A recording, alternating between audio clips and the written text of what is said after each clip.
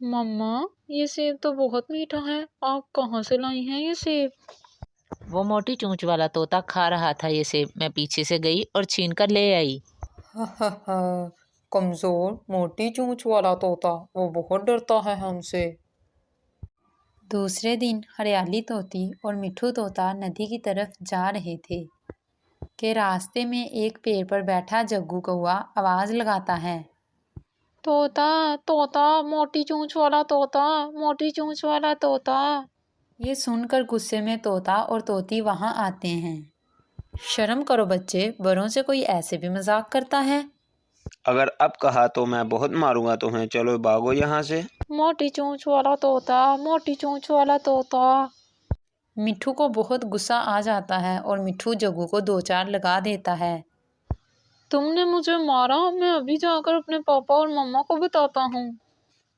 ऐसे रोते हुए जग्गू वहां से चला जाता है। आपने क्यों मारा? ऐसे बात बढ़ जाएगी। बात बढ़ती है तो बढ़े, वो छोटा सा कौवा भी अब मुझे मोटी चोंच वाला कहेगा। मम्मा, मम्मा, उसने मुझे मारा, उसने मुझे बहुत मारा। मेरा बेटा, मेरा जग्गू, चुप कर जा बेटे। किसने मारा है तुम्हें? उस मोटी चोंच वाले तोते ने। क्या उस मोटी चोंच वाले की इतनी हिम्मत कि मेरे बेटे को हाथ लगाए? अभी चलो मेरे साथ।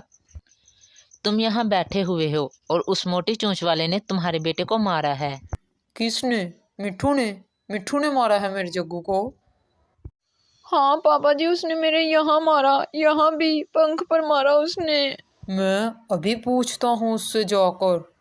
आप घर चलें, मुझे डर लग रहा है। मैं डरने वाला नहीं हूँ, देख लूंगा जो भी होगा। आपको मेरी कसम, आप मेरे साथ घर चलें। फिर हरियाली अपने पति को घर ले जाती है। खोलो, खोलो दरवाजा, मैं कहता हूँ खोलो दरवाजा। कालू मिठू के दरवाजे को जोर जोर से मारता है। नहीं, हम लड़ाई नहीं करेंगे, आप बैठे रहें। ऐसे वो बिगड़ जाएगा और मुझे बात करने दो।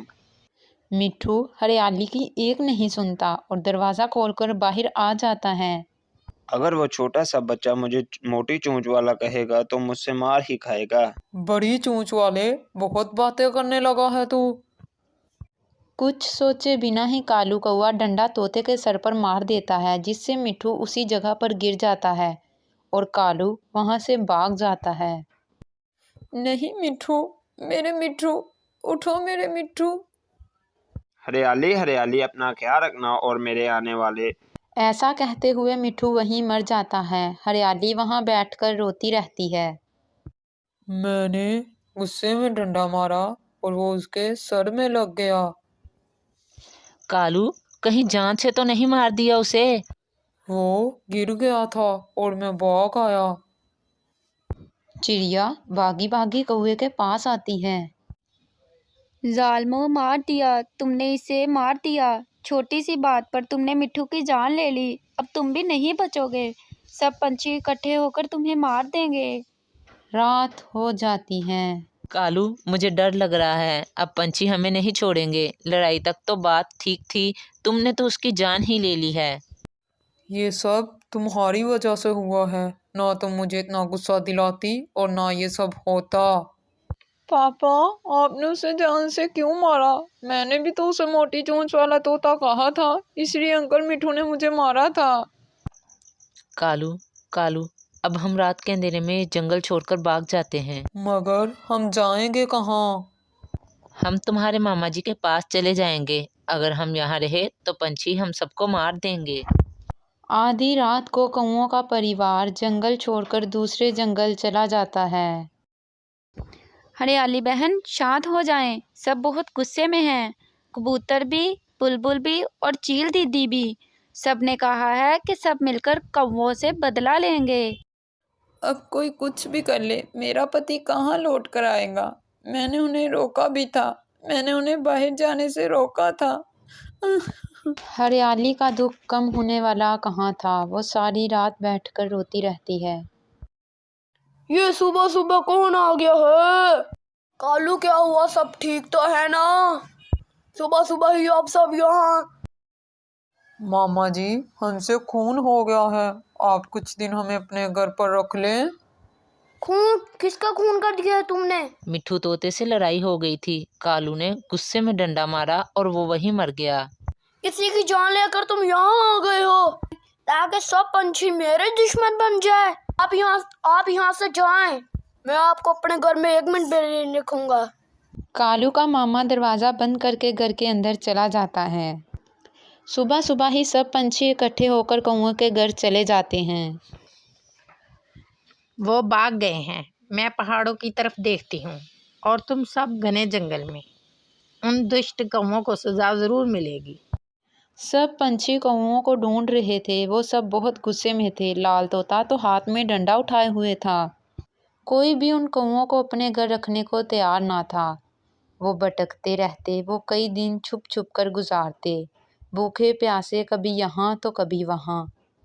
रात के अंधेरे में वो परिवार एक सूखे पेड़ पर बैठा हुआ था। जिंदगी में कितना सुकून था। घर था, खुशियाँ थी, भोजन था और सब हमसे डरते भी थे। कोई है? छुप जाओ, सब छुप जाओ। वो जारियों में छुप जाते हैं। चील, लाल तोता, कबूतर और चिड़िया वहाँ से गुजर जाते हैं और सबके पास डंडे थे। हम नहीं बचेंगे। एक ना एक दिन वो हमें ढूंढ ही लेंगे। ऐसे ही कुछ दिन गुजर जाते हैं और एक दिन ज़ोरदार बारिश शुरू हो जाती है। कौवों का सारा परिवार एक पेड़ के नीचे बैठा हुआ था कि एक पेड़ की शाख कौवों पर गिर जाती है और वो वहीं मर जाते हैं।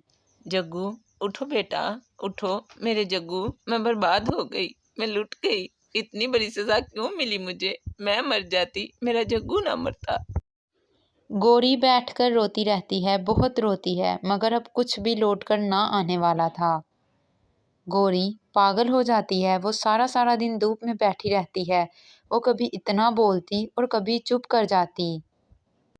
हरियाली को तो ऊपर वाले ने अंडा दे दिया था। वो अपने अंडे की खातिर फिर से जीना सीख रही थी, मगर गोरी की ज़िंदगी खाली थी। इसीलिए तो कहते हैं कि अपने गुस्से पर काबू रखें। 2 पल का गुस्सा कई परिवार उजाड़ देता है।